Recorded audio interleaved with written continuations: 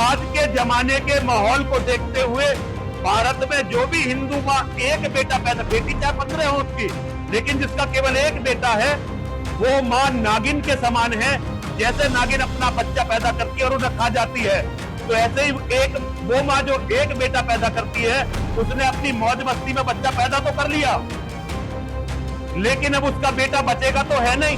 दादी के हाथों का जादू और खुशबू से महकता घर, माँ की मुस्कुराहट और खाने की सुगंध। MDH गरम मसाला, क्योंकि हर रिश्ता है स्वाद से जुड़ा।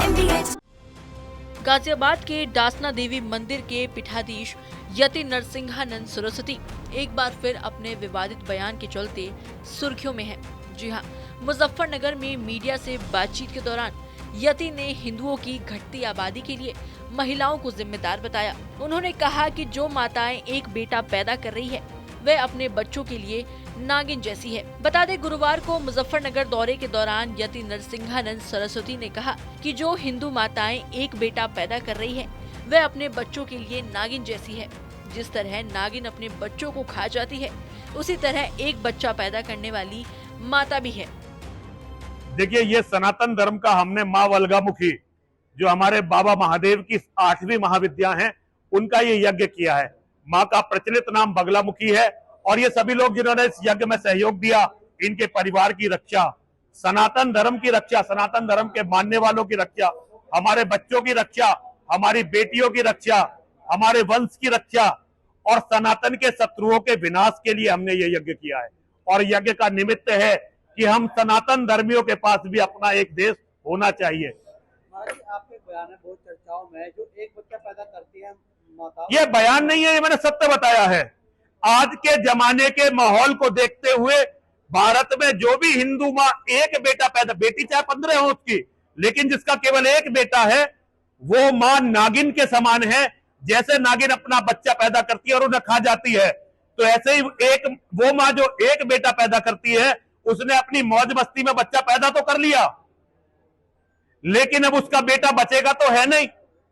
तो वो माँ नागिन जैसी है और गलती केवल माँ की नहीं है, पिता की भी उतनी गलती है। वहीं इस मौके पर उन्होंने नेपाल में हो रही हिंसा को लेकर कहा कि नेपाल में हिंदुओं के दमन का परिणाम वहां के नेताओं को मिल रहा है। उन्होंने जिस तरह हिंदू भावनाओं को कुचला और देश को जबरदस्ती धर्मनिरपेक्ष देश बनाना चाहा, उससे गुस्साई जनता ने जमकर तांडव किया।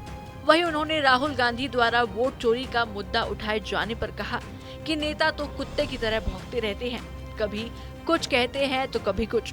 नेताओं की बात को मैं कभी गंभीरता से नहीं लेता। देखिए, जो नेपाल में हुआ ये बहुत जरूरी था।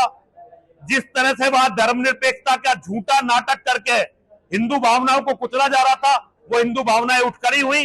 उसमें थोड़े हिंदू विरोधी तत्व भी शामिल हो गए, लेकिन अब वहां ठीक हो रहा है। माँ और महादेव चाहेंगे तो नेपाल पुनः हिंदू राष्ट्र बनेगा। आपको बताते चले कि यह पहला मौका नहीं है जब महंत यति नरसिंहानंद किसी विवादित बयान के कारण सुर्खियों में हैं।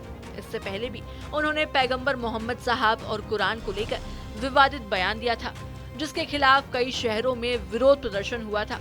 तो वहीं प्रयागराज में हुए महाकुंभ में मुस्लिमों की एंट्री को रोकने की मांग करते हुए कहा था कि काबा खोदो तो वहाँ भी मंदिर मिलेगा। ये है सीक्रेट रेसिपी MDH का जीरा सिर्फ जल जीरा मसाला। सिप सिप जीरा सिप MDH का जल जीरा सिप।